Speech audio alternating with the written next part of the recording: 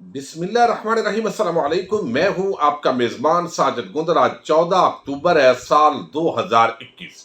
मारूफ कानूनदान एतजाज असन ने एक मरतबा फिर शरीफ खानदान की सियासत के परखचे उड़ा दिए हैं।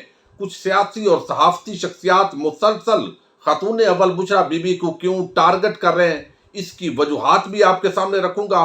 वीडियो वायरल मामले पर आयशा इकराम के खिलाफ कार्रवाई का आगाज किया जा रहा है। मुख्तसरन इस खबर पर हम पहले बात करेंगे और फिर दीगर जो दो खबरें हैं उसकी डिटेल आपके सामने रखूंगा।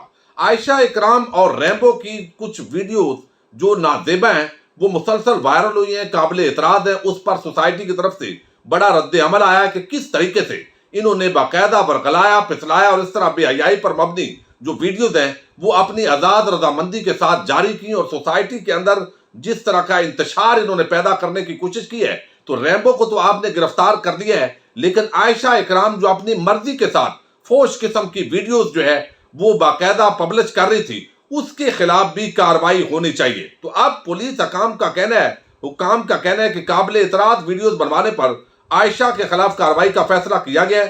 कार्रवाई पीका एक्ट के तहत अमल में लाई जाएगी, जिसके लिए लीगल डिपार्टमेंट से राय तलब कर ली गई है। पुलिस हुकाम के मुताबिक मर्जी से वीडियोस बनवाना और सोशल मीडिया पर वायरल करना ये जुर्म है। पीका एक्ट के तहत रैम्बो और आयशा को 7 साल तक सजा हो सकती है और पुलिस ऑफिशियल्स का यह कहना है कि हम पूरी कोशिश करेंगे कि दयानतदारी के साथ मामले को आगे बढ़ाएं और कानून के मुताबिक जैसे बाकी मुल्जमान जो है उनको आगे लगाया हुआ है इस आयशा इकराम ने, तो जो इस पर कानून अप्लाई होता है वो इसके खिलाफ भी कानून जरूर अप्लाई किया जाएगा। बहरहाल इस चीज को जरूर देखने की बात है। अब मैं पहले एक दीन फरोश जो है उसका ट्वीट आपके सामने रखता हूं।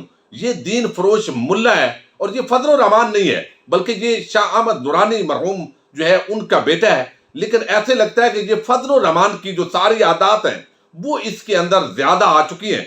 अब ये कहता है कि मैंने मोहतरमा मरियम नवाज की प्रेस कॉन्फ्रेंस को कई बार सुना, इसमें तो किसी फर्द, खातून या मर्द का जादू टोने के हवाले से नाम नहीं लिया गया, लेकिन हुकूमती एहलकार और ट्रोल्स इसे जाती हमला करार दे रहे हैं। क्या जंतर मंतर जादू टोने का मुबैना वज़ीर आज़म से बाकी कोई ताल्लुक है? अब ये बंदा इतना, मैं लफ्ज नहीं इस्तेमाल करना चाहता जितना ये इस्तेमाल करता होता है, चूंकि दीन फरोश किस्म का ये शख्स है। यानी ये अपने तौर पर तो बरेलवी मकतबा फिक्र के नुमाइंदे के तौर पर जैसे किराए के बंदे रखे होते हैं, इस तरीके से फजल रहमान साहब ने इनको रखा हुआ है। अब यहां पर ये बंदा कह रहा है जब नाम नहीं लिया किसी का तो इसका मतलब है कि वजीर आजम हाउस के अंदर कोई इस तरह का काम है। अब ये बंदे, अब दूसरी तरफ आप देखिएगा, अब इस पर जो वैस मंगल वाला है उन्होंने जवाब वैसे बड़ा जबरदस्त किया है और वो कहते हैं बस साबित हुआ कि दाढ़ी रखकर खुद को आलम कहने वाले लोगों में कई ऐसे भी हैं जिनका दीन की तालीम से कोई लेना देना नहीं है। ये एक अच्छा जवाब है।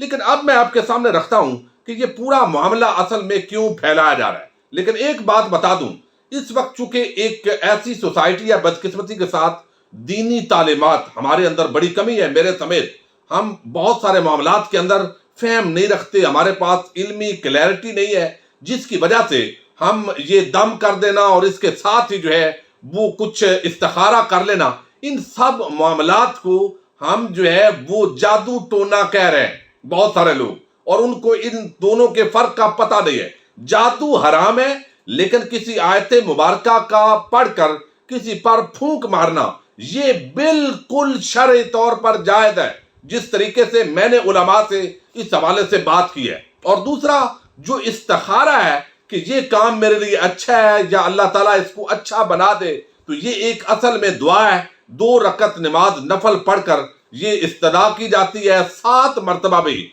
ये किया जा सकता है और फिर अल्लाह ताला उस पर दिल को जमा देता है और बरकत अता फरमाता है। अब ये जो इस्तिखारा है ये हजूर नबी अकरम सल्लल्लाहु अलैहि वसल्लम की सुन्नत है। अब इस इस्तिखारे को, सुन्नत को जादू बनाकर कुछ लोग जो पेश कर रहे हैं वो इंतहाई जायल और परले दर्जे के घटिया ज़हनियत रखने वाले लोग हैं। मैं इसलिए सख्त इस्तेमाल कर रहा हूं कि जहां दीन का मामला आता है और किसी खातून को वहां पर टारगेट किया जाता है तो उन लोगों के लिए और हल्के अल्फाज नहीं है। अब इस्तिखारा की 2 हदीस मैं आपके सामने आज रखना चाहता हूं। एक जो हदीस है ये तबरानी जो है मोतबर किताब है हदीस की, वहां पर ये हदीस है और इसके अंदर حضور نبی اکرم صلی اللہ علیہ وسلم نے ارشاد فرمایا، جو مفہوم میں سامنے آپ کے رکھ رہا ہوں، کہ جو آدمی اپنے معاملات میں استخارہ کرتا ہے وہ کبھی ناکام نہیں ہوگا، اور جو شخص اپنے کاموں میں مشورہ کرتا ہے اس کو کبھی شرمندگی یا پچھتاوے کا سامنا نہ کرنا پڑے گا۔ اور میں نے یہ کام کیوں کیا یا میں یہ کام کیوں نہیں کیا، اس لیے کہ جو کام کیا وہ مشورے کے بعد کیا، اور اگر نہیں کیا تو مشورے کے بعد نہیں کیا، اس وجہ سے وہ شرمندہ نہیں ہوگا۔ اب دوسری جو حدیث ہے اس کا براہ راست پھر استخارہ سے تعلق ہے، اور یہ صحاح ستہ کی ترمذی شریف کی حدیث ہے، جس کے اندر حضرت جابر بن عبداللہ رضی اللہ تعالیٰ عنہ فرماتے ہیں کہ رسول اللہ صلی اللہ علیہ وسلم صحابہ کرام کو تمام کاموں میں استخارہ اتنی اہمیت سے سکھاتے تھے جیسے قرآن مجید کی سورت کی تعلیم دی جاتی ہے، یعنی اتنا کہ آپ کوئی بھی نیا کام کرنے لگتے ہیں، کہیں آپ سفر کرنے لگتے ہیں، کوئی آپ جو ہے فیصلہ کرنے لگتے ہیں تو آپ استخارہ کر لیں۔ اب اس عمل کو کسی جادو اور ٹونے اور اس طرح کا عنوان دینا، یہ بذات خود جو ہے ایک جاہلانہ کام ہے، اس پر توبہ کرنی چاہیے جو لا علمی کے اندر ایسی بات کر رہے ہیں۔ اب دوسرا جو معاملہ ہے وہ میں آپ کے سامنے رکھتا ہوں، یہ خاتون اول پر کچھ جو صحافتی ہماری خواتین ہیں، جو اینکرز ہیں، جن کو پردے سے چڑھ ہے، اسلامی تعلیمات پر اکثر ان میں سے حملہ آور ہوتی ہیں۔ عورت مارچ والی جو ٹولہ ہے اس کی وہ سپورٹرز ہیں، ان کو خاتون اول سے کیا تکلیف ہے؟ سب سے بڑی تکلیف یہ ہے کہ جو خاتون اول پردہ کرتی ہیں، وہ اسلامی تعلیمات جو ہے ان کو بڑی پریشان کر رہی ہیں، اور وہ پہلے دن سے اس کو تضحیک کا نشانہ بنا رہی ہیں۔ اور یہ بدقسمتی ہے کہ اس ملک کے اندر آج آپ دیکھیے کہ حکومت پاکستان نے ایک تو جس طریقے سے عشرہ رحمت للعالمین منانے کا فیصلہ کیا، زبردست فیصلہ ہے۔ نصاب تعلیم کے اندر جس طریقے سے اسلامی تعلیمات جو ہے بچوں کو پڑھانے کا فیصلہ کیا، یہ زبردست فیصلہ ہے، اور کتنے ہود بھائی اور اس طرح کے لوگوں کو بلا کر ان پورے معاملات کو پراگندہ کرنے کی کوشش کی گئی۔ پھر آج محکمہ ٹرانسپورٹ نے ایک نوٹیفکیشن جاری کیا ہے کہ یہ 12 ربیع الاول تک کسی گاڑی کے اندر کوئی فلم، میوزک، کوئی گانا وغیرہ نہیں چلے گا، بلکہ اس کی جگہ پر کوئی نعتیہ کلام، کوئی تلاوت کلام مجید، کوئی حضور نبی اکرم صلی اللہ علیہ وسلم کی سیرت اور میلاد شریف کا جو بیان ہے وہ چلے گا۔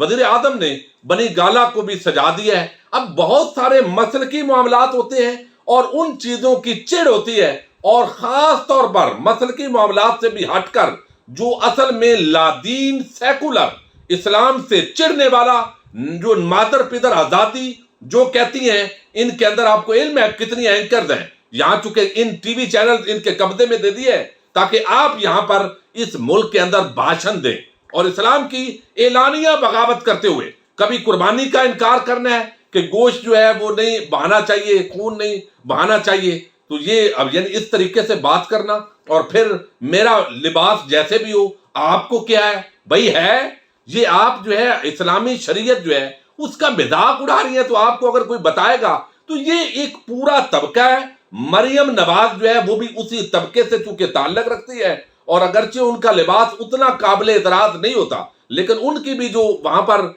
کنیزیں ہیں وہ ان کو ماڈل کے طور پر پیش کرتی ہیں، تو ان کو چڑ ہے کہ ایک گھریلو خاتون جس کا سیاست سے کوئی تعلق، کوئی واسطہ نہیں ہے، اگر وہ اپنے خاوند کے لیے کچھ پڑھتی ہے، کچھ دعائیں کرتی ہے، استخارہ کرتی ہے، اگر اس طرح کا کوئی کام کرتی بھی ہے تو اس کو جہالت کے اندر جادو ٹونے اور اس طرح کا عنوان دینا، یہ انتہائی لا علمی ہے۔ اور اگر علماء کرام کسی بھی مکتبہ فکر کے ان سے آپ یہ پوچھیں گے تو ممکنہ طور پر وہ میری بات کی تائید کریں گے، چونکہ میں نے علماء سے اس حوالے سے بات کی ہے۔ اب دوسرا جو ہے وہ بات یہ ہے کہ اس وقت اعتزاز احسن جو ہے، آپ کو علم ہے کہ وہ ایک دبنگ سیاسی شخصیت ہے، اور اگرچہ ان کا تعلق پیپلز پارٹی سے ہے، آصف زرداری کی کرپشن کو بھی ڈیفینڈ کرتے ہیں، لیکن عموماً ان کا جو بیانیہ ہے وہ یہی ہوتا ہے جو حقائق پر مبنی ہوتا ہے۔ ایک تو اس پورے معاملے کے اندر جو اس وقت D G I S I کے نوٹیفکیشن کو لے کر وزیر اعظم اور ملٹری کے درمیان جو معاملات ہیں،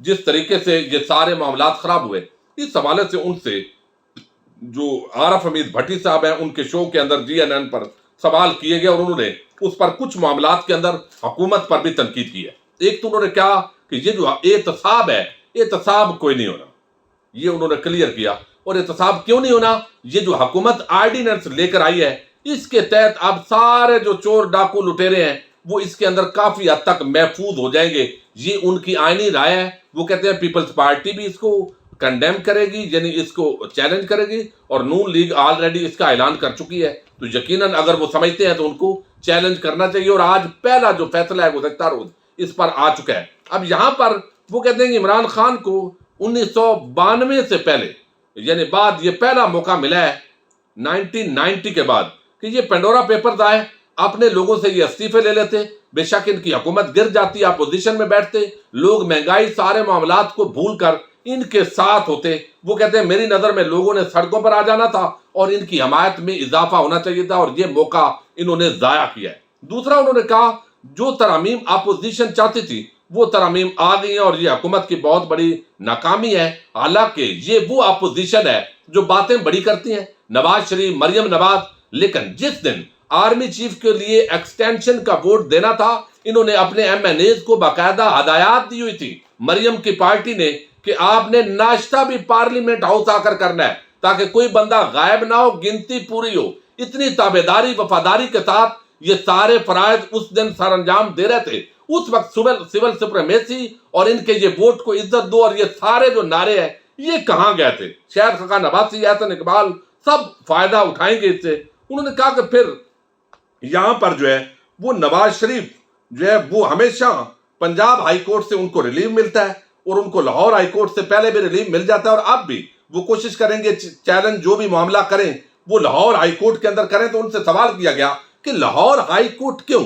اس پر اعتزاز حسن نے کہا کہ بدقسمتی کے ساتھ لاہور ہائی کورٹ نے اپنا بڑا ریکارڈ خراب کیا ہے. اس معاملے کے اندر حمدہ شہباز جو گھر کے اندر چھپا ہوا تھا, ٹیمیں اس کو گرفتار کرنے کے لیے گئیں, وہ چھپ گیا. اس کے بعد لاہور ہائی کورٹ کے اندر اس کے لوگ پہنچے, اور جو ضمانت, عبوری ضمانت کے لیے کسی فرد کا عدالت کے اندر قانوناً موجود ہونا ضروری ہے, لیکن وہ خاص جو ریلیف ہے وہ صرف اس شریف خاندان کے لیے ہوتا ہے, اور وہ ریلیف جو ہے حمدہ شہباز کو گھر بیٹھے ملا, یعنی ان کی عبوری ضمانت منظور ہو گئی اور وہاں پر ان کو گرفتاری سے روک دیا گیا. اب دوسری طرف وہ کہتے ہیں کہ یہ مریم نواز بھی عجیب شے ہے. ایک طرف جسٹس ملک قیوم ہے اور نون لیگ کے دباؤ کے اندر وہ فیصلہ دیتے رہے, آڈیو ویڈیو ٹیپس سارے جو ریکارڈز ہیں وہ موجود ہیں. دباؤ ڈالنے والے جو ملزمان ہیں ان کے خلاف شہباز شریف اور جو سیف الرحمان ہے ان کے خلاف کارروائی نہیں ہوئی.